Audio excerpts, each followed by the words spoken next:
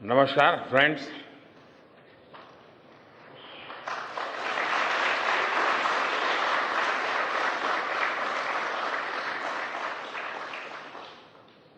आप सभी के बीच आकर आज एक अलग ही खुशी महसूस कर रहा हूं। शायद ऐसी खुशी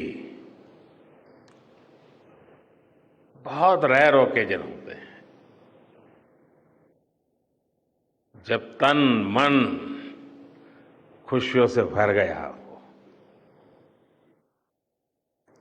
और व्यक्ति के जीवन में कई बार ऐसी घटनाएं घटती हैं कि वो बेसब्री हावी हो जाती है। इस बार मेरे साथ भी ऐसा ही हुआ है। इतनी बेसब्री,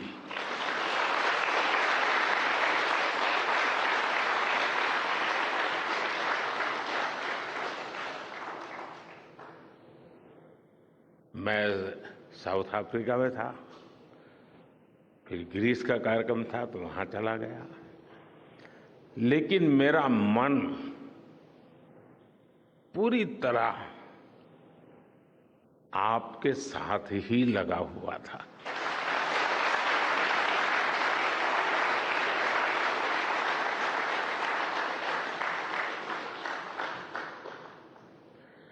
लेकिन कभी कभी लगता है कि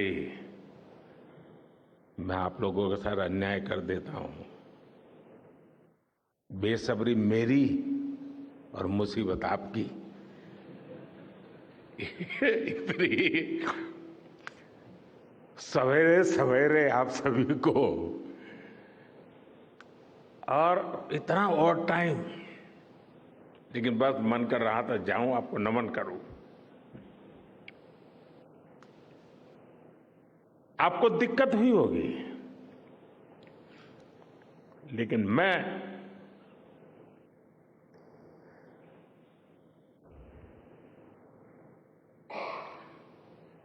भारत में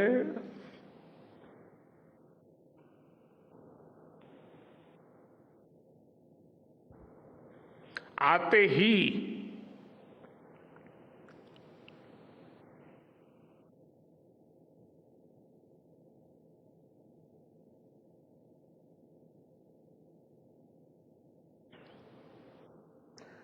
जल्द से जल्द आपके दर्शन करना चाहता था।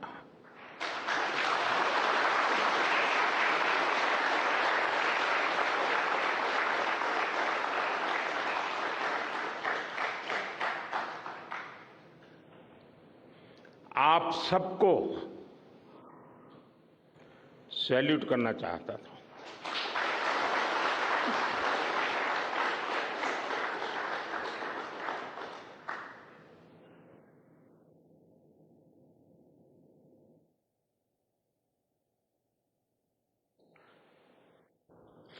Salute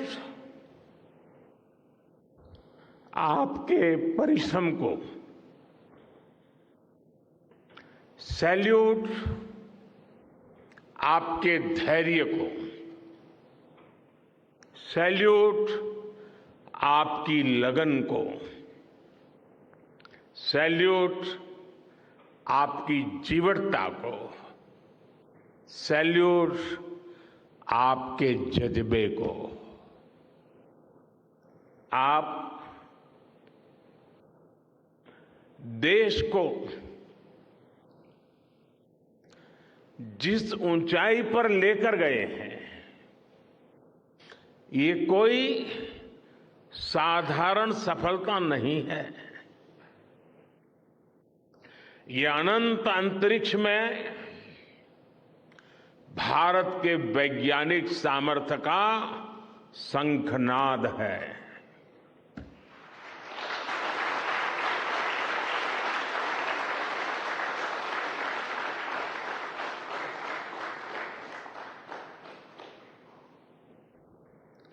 India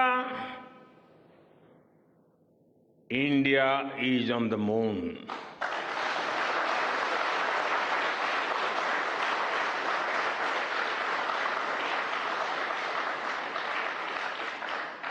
We have our national pride placed on the moon.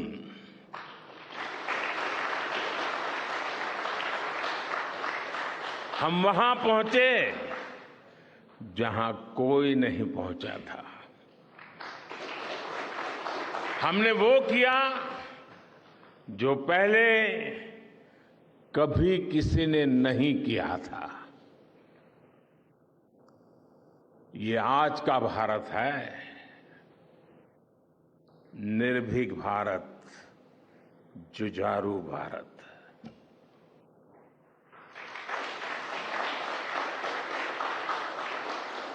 ये वो भारत है जो नया सोचता है, नए तरीके से सोचता है, जो डार्क जोन में जाकर भी दुनिया में रोशनी की किरण फैला देता है।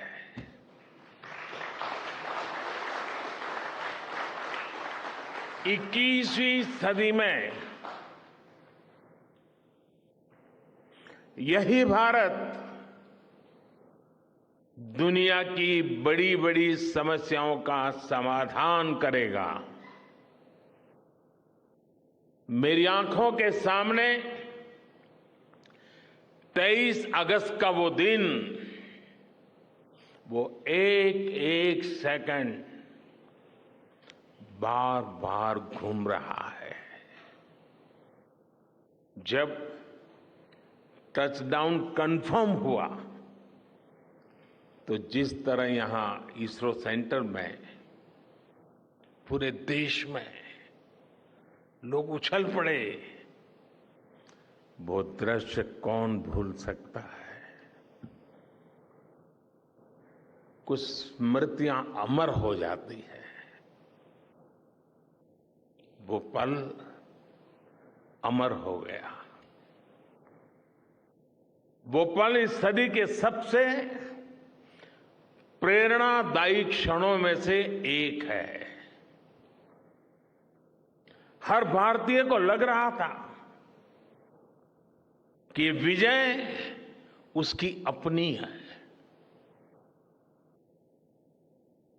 खुद महसूस करता था। हर भारतीय को लग रहा था कि जैसे वो खुद एक बड़े एग्जाम में पास हो गया है। आज भी बधाइयां दी जा रही हैं, संदेश दिए जा रहे हैं, और ये सब मुमकिन बनाया है आप सबने, आपने।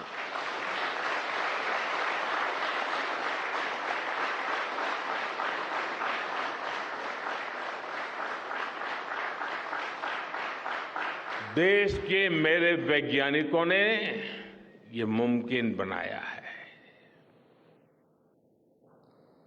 मैं आप सबका जितना गुणगान करूं वो कम है। मैं आपकी जितनी सराहना करूं वो कम है। साथियों, मैंने वो फोटो देखी जिसमें हमारे मून लैंडर ने अंगद की तरह चंद्रमा पर मजबूती से अपना पैर जमाया हुआ है।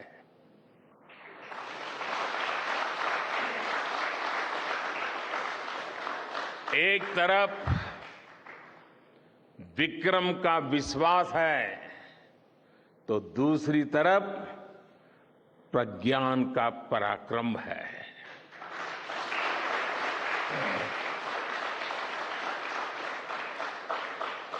हमारा प्रज्ञान लगातार चंद्रमा पर अपने पद चिन्ह 9 साल के इतिहास में पहली बार उस स्थान की तस्वीर मानव अपनी आंखों से देख रहा है। और ये तस्वीर दुनिया को दिखाने का काम भारत ने किया है।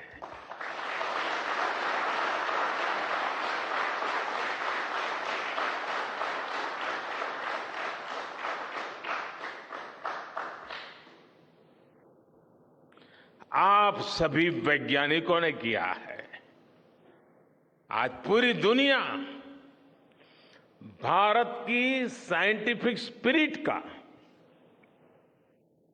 हमारी टेक्नोलॉजी का और हमारे साइंटिफिक टेम्परामेंट का लोहा मान चुकी है।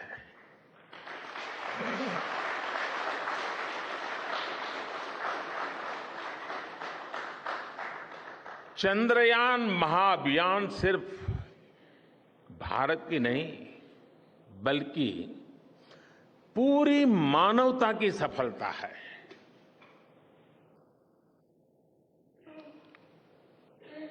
हमारा मिशन जिस क्षेत्र को एक्सप्लोर करेगा, उससे सभी देशों के लिए मून मिशंस के नए रास्ते खुलेंगे। ये चांद के रहस्य को तो खोलेगा ही, साथ ही धरती की चुनौतियों के समाधान में भी मदद करेगा। आपकी इस सफलता के लिए मैं एक बार फिर सभी वैज्ञानिकों को, टेक्नीशियंस, इंजीनियर्स और चंद्रयान महाअभियान से जुड़े सभी सदस्यों को बधाई देता हूं।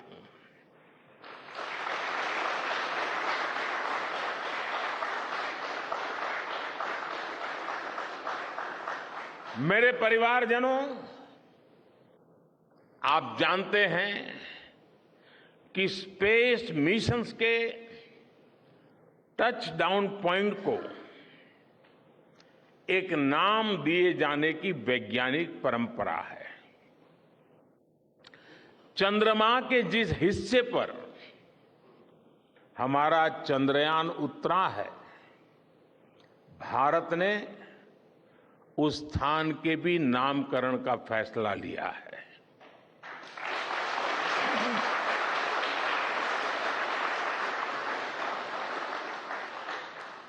जिस स्थान पर चंद्रयान 3 का मून लैंडर उतरा है, अब उस पॉइंट को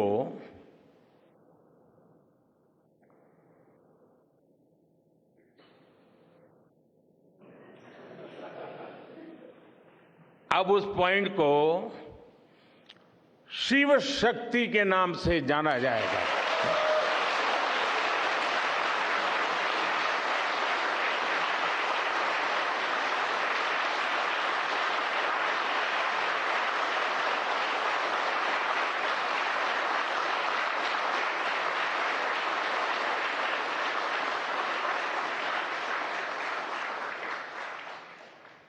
शिव में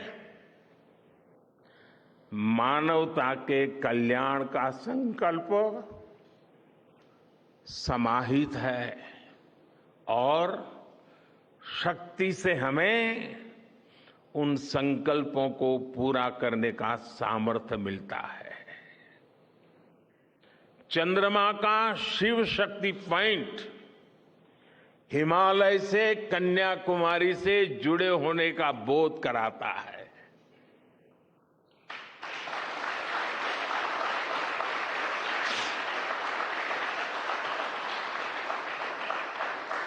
हमारे ऋषियों ने कहा है, येन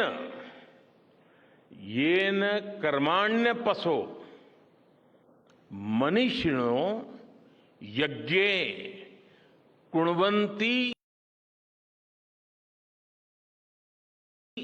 वित्तेषु धीरः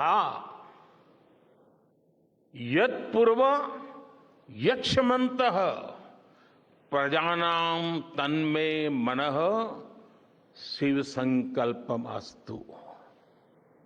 अर्थात जिस मन से हम कर्तव्य कर्म करते हैं, विचार और विज्ञान को गति देते हैं, और जो सबके भीतर मौजूद है, वो मन शुभ और कल्याणकारी संकल्पों से जुड़े।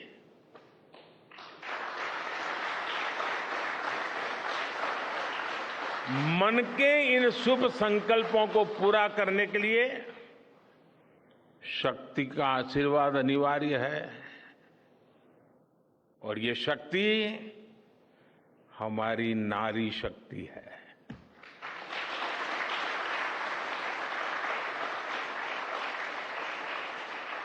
हमारी माताएं बहनें हैं। हमारे यहां कहा गया है, सृष्टि स्थिति विनाशानाम शक्ति भूते सनातनी।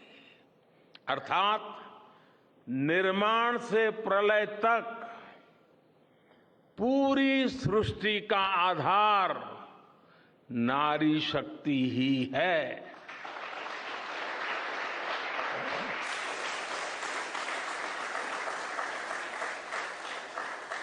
आप सबने देखा है, चंद्रयान 3 में देश ने, हमारी महिला वैज्ञानिकों ने, देश की नारी शक्ति ने कितनी बड़ी भूमिका निभाई है।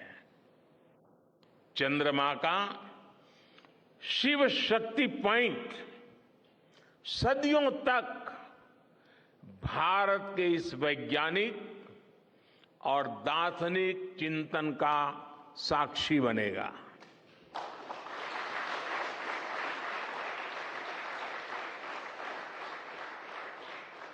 ये शिव शक्ति पॉइंट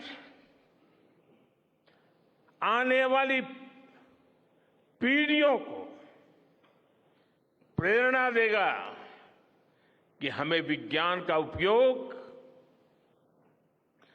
मानवता के कल्याण के लिए ही करना है।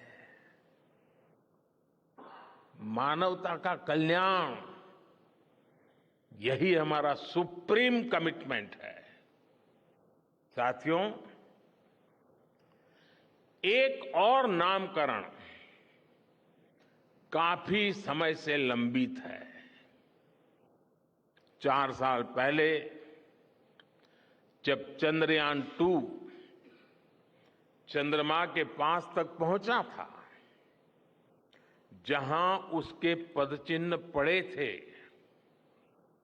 तब ये प्रस्ताव था कि उस स्थान का नाम तय किया जाए। लेकिन उन परिस्थितियों में निर्णय लेने के स्थान पर हमने प्रण लिया कि जब चंद्रयान 3 सफलतापूर्वक चांद पर पहुंचेगा, तब हम दोनों पॉइंट का नाम एक साथ रखेंगे।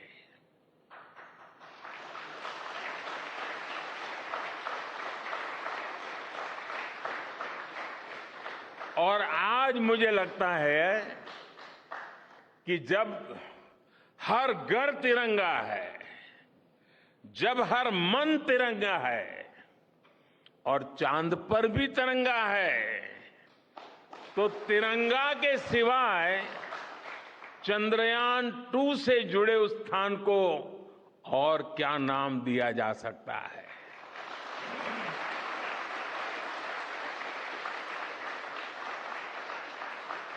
इसलिए चंद्रमा के जिस स्थान पर चंद्रयान 2 ने अपने पदचिन्ह छोड़े हैं, वो पॉइंट अब तिरंगा कहलाएगा।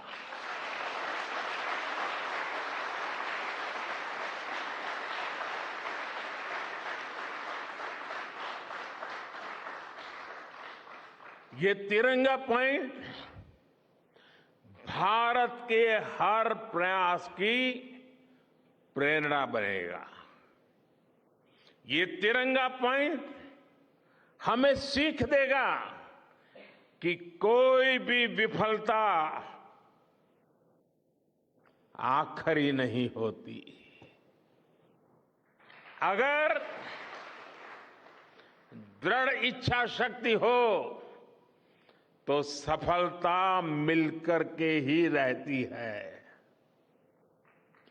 यानी मैं फिर दोहरा रहा हूं, चंद्रयान-2 के पद चिन्ह जहां है, वो स्थान आज से तिरंगा पॉइंट कहलाएगा। और जहां पर चंद्रयान-3 का मून लैंडर पहुंचा है, वो स्थान आज से शिव शक्ति पॉइंट कहलाएगा।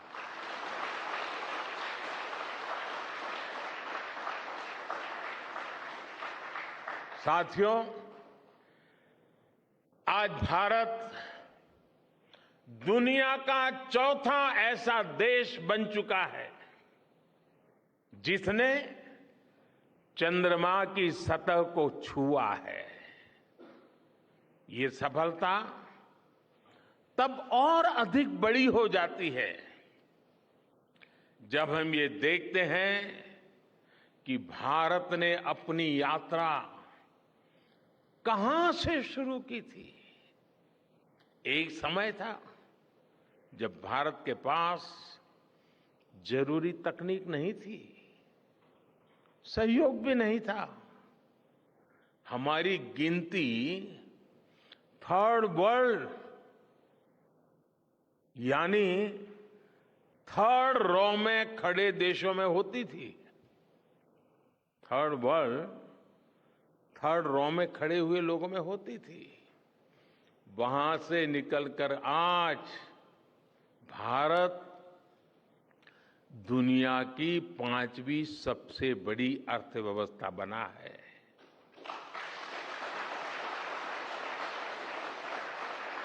आज ट्रेड से लेकर टेक्नोलॉजी तक भारत की गिनती पहली पंक्ति यानी फर्स्ट रॉ में खड़े देशों में हो रही है।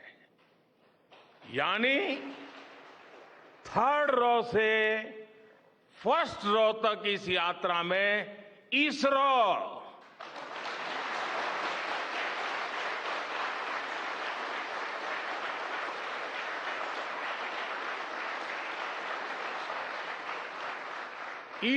जैसी संस्थानों की बहुत बड़ी भूमिका रही है।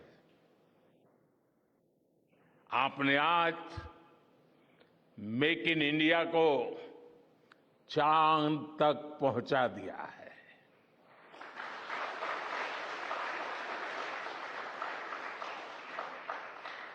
मेरे परिवारजनों, मैं आज आपके बीच आकर विशेष तौर पर देशवासियों को आपकी मेहनत के बारे में बताना चाहता हूं। जो मैं बातें बता रहा हूं वो आपके लिए नई नहीं है, लेकिन आपने जो किया है, जो साधना की है, वो देशवासियों को भी पता होना चाहिए। भारत के दक्षिण हिस्से से चंद्रमा के दक्षिणी ध्रुव तक चंद्रयान की ये यात्रा आसान नहीं थी। मून लैंडर की सॉफ्ट लैंडिंग सुनिश्चित करने के लिए हमारे वैज्ञानिकों ने इसरो की रिसर्च फैसिलिटी में आर्टिफिशियल मून तक बना डाला। इस आर्टिफिशियल मून पर विक्रम लैंडर को अलग अलग तरीके से सरफेस पर उतारकर उसका टेस्ट किया गया था। अब इतने सारे एग्जाम देकर हमारा मून लैंडर वहां गया है तो उसे सक्सेस मिलनी ही मिलनी थी।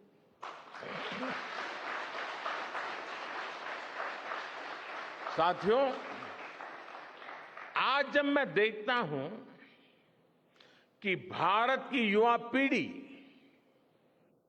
साइंस को लेकर, स्पेस को लेकर, इनोवेशन को लेकर इतनी एनर्जी से भरी हुई है, तो उसके पीछे हमारे ऐसे ही स्पेस मिशंस की सफलता है।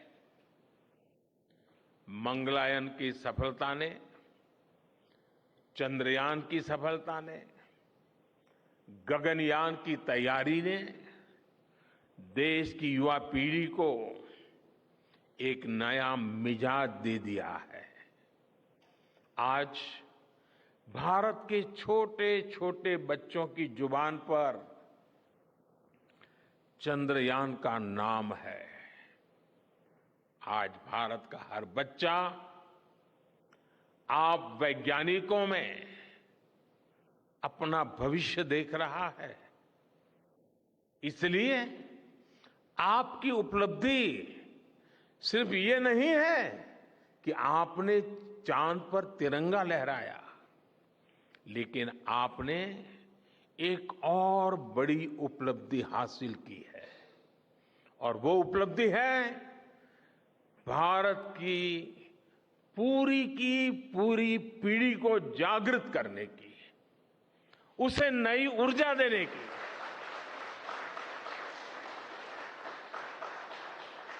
आपने एक पूरी पीढ़ी पर अपनी इस सफलता की गहरी छाप छोड़ी है।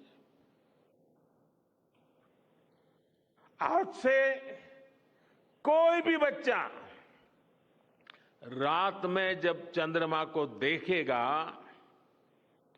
तो उसको विश्वास होगा कि जिस हौसले से मेरा देश चांद पर पहुंचा है, वही हौसला, वही जज्बा उस बच्चे के भीतर भी है, उस युवा के भीतर भी है। आज आपने भारत के बच्चों में आकांक्षाओं के जो बीज बोए हैं, कल वो वट वृक्ष बनेंगे और विकसित भारत की नींव बनेंगे।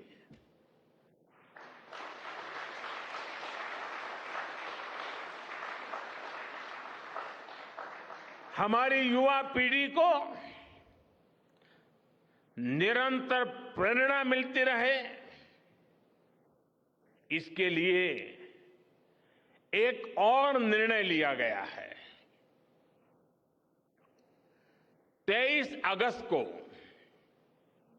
जब भारत ने चंद्रमा पर तिरंगा फहराया, उस दिन को अब हिंदुस्तान नेशनल स्पेस डे के रूप में मनाया जाएगा।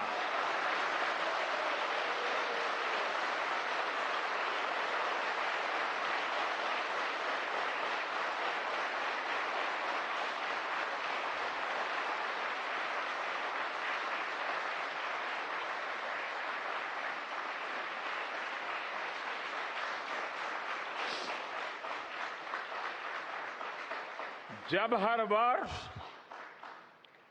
National space day science, technology और इनोवेशन की स्पिरिट को सेलिब्रेट करेगा, हमें हमेशा हमेशा के लिए प्रेरित करता रहेगा।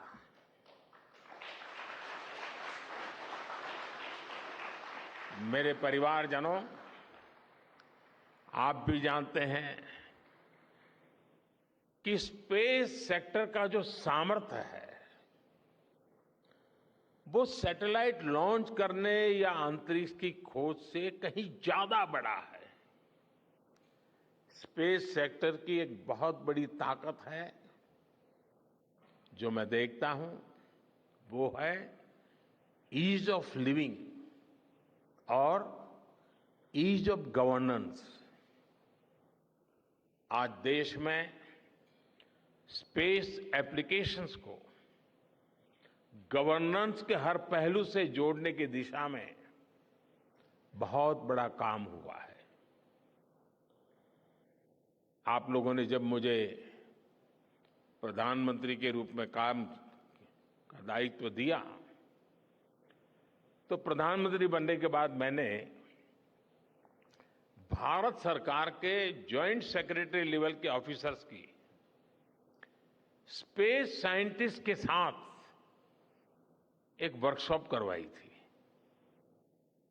और इसका मकसद ये था कि गवर्नेंस में, शासन व्यवस्था में ट्रांसपेरेंसी लाने में स्पेस सेक्टर की ताकत का ज्यादा से ज्यादा इस्तेमाल कैसे करें। तब किरण जी शायद हम लोगों के साथ काम करते थे। इसी का नतीजा था जब देश ने स्वच्छ भारत अभियान शुरू किया, शौचालयों का निर्माण शुरू किया, करोड़ों घरों को बनाने का अभियान चलाया, तो इन सब के मॉनिटरिंग के लिए, उसकी प्रगति के लिए स्पेस साइंस ने बहुत मदद की। आज देश में दूर दराज के इलाके में एजुकेशन, कम्युनिकेशन और हेल्थ सर्विसेज पहुंचाने में स्पेस सेक्टर की बहुत बड़ी भूमिका है। इन दिनों आजादी के अमृत महोत्सव के निमित्त जो जिले जिले में अमृत सरोवर बन रहे हैं, उसका भी टैगिंग, उसकी भी मॉनिटरिंग स्पेस के द्वारा ही हो रही है। बिना स्पेस टेक्नोलॉजी के हम टेलीमेडिसिन और टेली एजुकेशन की कल्पना तक नहीं कर सकते। स्पेस साइंस ने देश के रिसोर्सेज के ऑप्टिमम यूटिलाइजेशन में भी बहुत मदद की है। हमारे देश के एग्रीकल्चर सेक्टर को ताकत देने में, मौसम का अनुमान लगाने में स्पेस सेक्टर जो मदद करता है, वो देश का हर किसान जानता है।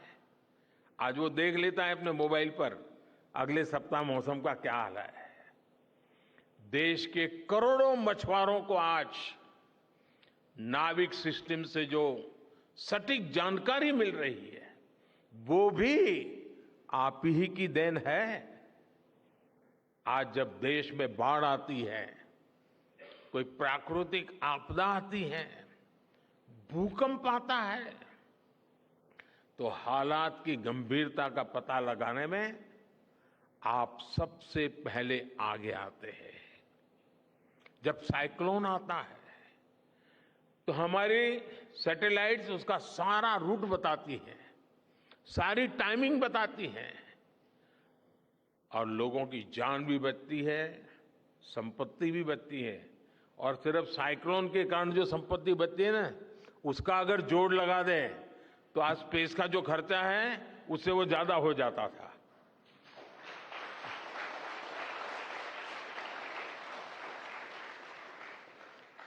हमारे PM Gatishakti national master plan का आधार भी स्पेस टेक्नोलॉजी ही है। और आज दुनिया भारत के इस गतिशक्ति प्लेटफॉर्म का अध्ययन कर रही है कि प्लानिंग और मैनेजमेंट में ये प्लेटफॉर्म कितना उपयोगी हो सकता है। इससे प्रोजेक्ट्स की प्लानिंग, एजुकेशन और मॉनिटरिंग में काफी मदद मिल रही है। समय के साथ बढ़ता हुआ स्पेस एप्लीकेशन का ये दायरा हमारे युवाओं के लिए अपॉर्चुनिटीज भी बढ़ा रहा है, अवसर बढ़ा रहा है। और इसलिए आज मैं एक सुझाव भी देना चाहता हूं और मैं चाहूंगा कि आपके यहां से जो रिटायर्ड लोग हैं, वे इसमें काफी मदद कर सकते हैं। अब ये मत बोलिएगा कि इतनी सुबह सुबह मोदी जी यहां आए और कुछ काम भी दे करके जा रहे हैं। साथियों, मैं चाहूंगा कि इसरो केंद्र सरकार के विभिन्न मंत्रालय और राज्य सरकारें मिलकर गवर्नेंस में स्पेस टेक्नोलॉजी पर एक नेशनल हैकाथॉन का आयोजन करें। इस हैकाथॉन में ज्यादा से ज्यादा युवा, ज्यादा से ज्यादा यूनिवर्सिटी, ज्यादा से ज्यादा नौजवान वो शामिल हो, जुड़े। मुझे विश्वास है ये नेशनल हैकाथॉन हमारी गवर्नेंस को और प्रभावी बनाएगा, देशवासियों को मॉडर्न सॉल्यूशंस देगा। और साथियों, आपके अलावा मैं अपनी युवा पीढ़ी को एक और टास्क अलग से देना चाहता हूं। और होमवर्क के दिए बिना बच्चों को काम करने का मजा नहीं आता है। आप सब जानते हैं कि भारत वो देश है जिसने हजारों वर्ष पूर्व ही धरती के बाहर अनंत अंतरिक्ष में देखना शुरू कर दिया था। हमारे यहां सदियों पहले अनुसंधान परंपरा के आर्यभट्ट, ब्रह्मगुप्त, वराहमिहिर और भास्कराचार्य जैसे ऋषि मनीषी हुए थे। जब धरती के आकार को लेकर भ्रम था, तब आर्यभट्ट ने अपने महान ग्रंथ आर्यभट्टीय में धरती के गोलाकार होने के बारे में विस्तार से लिखा था। उन्होंने एक्सिस पर पृथ्वी की रोटेशन और उसकी परिधि की गणना भी लिख दी थी। इसी तरह सूर्य सिद्धांत जैसे ग्रंथों में भी कहा गया है, सर्वत्रैव महिगोले, सर्वत्रैव महिगोले स्वस्थानम उपरि स्थितम मन्यन्ते खेयतो गोलस तस्य क्व ऊर्ध्वं क्व वादः। अर्थात पृथ्वी पर कुछ लोग अपनी जगह को सबसे ऊपर मानते हैं, लेकिन ये गोलाकार पृथ्वी तो आकाश में स्थित है। उसमें ऊपर और नीचे क्या हो सकता है, ये उस समय लिखा गया था। ये तो मैंने सिर्फ एक श्लोक बताया है। ऐसी अनगिनत रचनाएं हमारे पूर्वजों ने लिखी हुई है। सूर्य, चंद्रमा और पृथ्वी के एक दूसरे के बीच में आने से ग्रहण की जानकारी हमारे कितने ही ग्रंथों में लिखी हुई पाई जाती है। पृथ्वी के अलावा अन्य ग्रहों के आकार की गणनाएं, उनके मूवमेंट से जुड़ी जानकारी भी हमारे प्राचीन ग्रंथों में मिलती है। हमने ग्रहों और उपग्रहों की गति को लेकर इतना सूक्ष्म गणनाएं करने की वो काबिलियत हासिल की थी कि हमारे यहां सैकड़ों वर्ष आगे के पंचांग यानी कैलेंडर्स बनाए जाते थे। इसलिए मैं इससे जुड़ा एक टास्क अपनी नई पीढ़ी को देना चाहता हूं, स्कूल कॉलेज के बच्चों को देना चाहता हूं। मैं चाहता हूं कि भारत के शास्त्रों में जो खगोलीय सूत्र है, उन्हें साइंटिफिकली प्रूव करने के लिए नए सिरे से उनके अध्ययन के लिए नई पीढ़ी आगे आए। ये हमारी विरासत के लिए भी जरूरी है और विज्ञान के लिए भी जरूरी है। आज जो स्कूल के, कॉलेज के, यूनिवर्सिटी के स्टूडेंट्स हैं, रिसर्चर्स हैं, उन पर एक तरह से ये दोहरा दायित्व है। भारत के पास विज्ञान के ज्ञान का जो खजाना है वो गुलामी के लंबे कालखंड में दब गया है, छिप गया है। आजादी के इस अमृत काल में हमें इस खजाने को भी खंगालना है, उस पर रिसर्च करनी है और दुनिया को भी बताना है।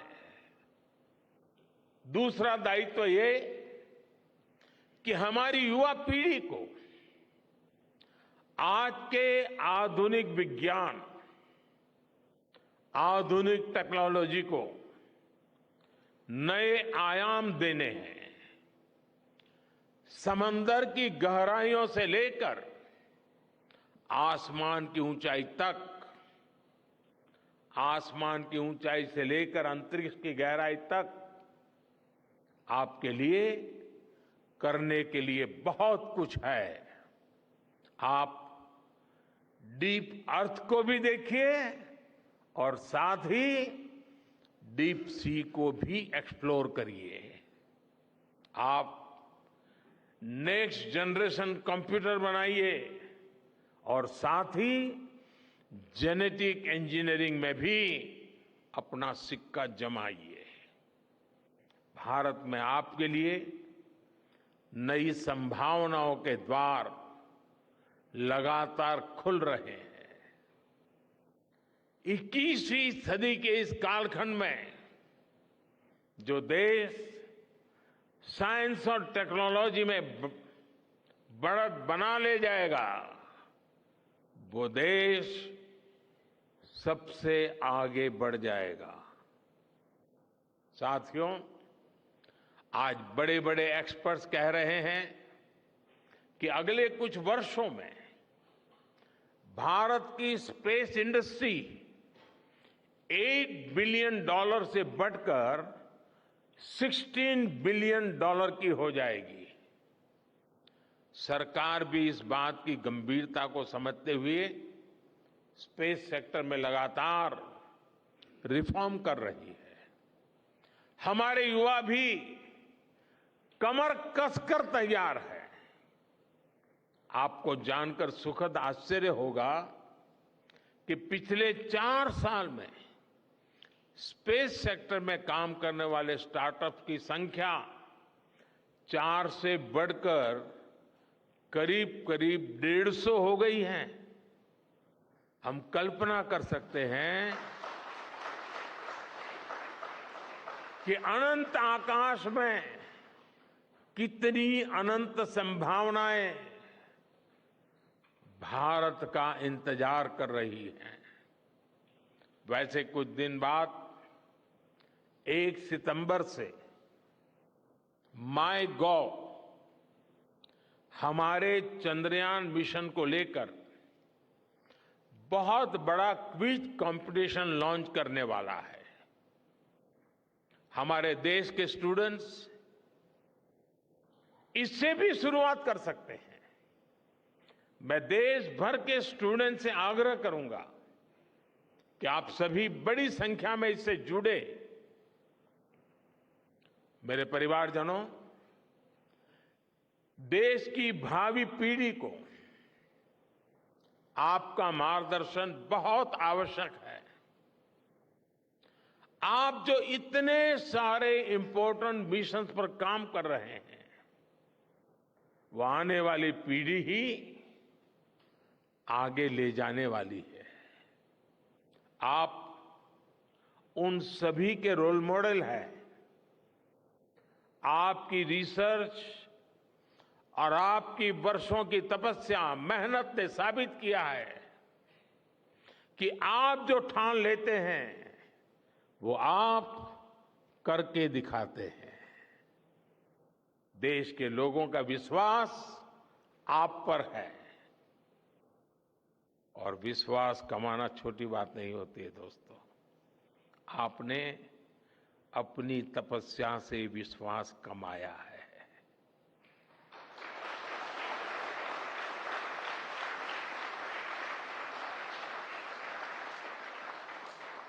देश के लोगों का आशीर्वाद आप पर है। इसी आशीर्वाद की ताकत से, देश के प्रति इसी समर्पण भाव से भारत साइंस एंड टेक्नोलॉजी में ग्लोबल लीडर बनेगा। और मैं आपके बीच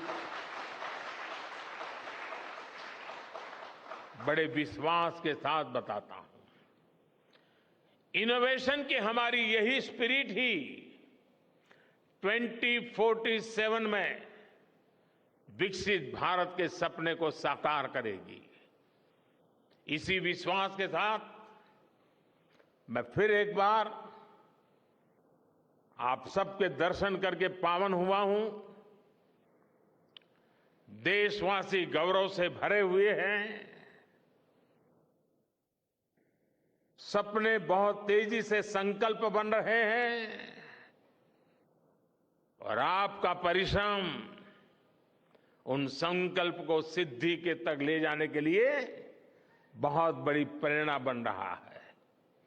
आपको जितनी बधाई दूं कम है, जितना अभिनंदन करूं कम है। मेरी तरफ से करोड़ों करोड़ों देशवासियों की तरफ से, दुनिया भर की साइंटिफिक कम्युनिटी की तरफ से अनेक अनेक धन्यवाद, बहुत बहुत शुभकामनाएं। भारत माता की, भारत माता की, भारत माता की। धन्यवाद।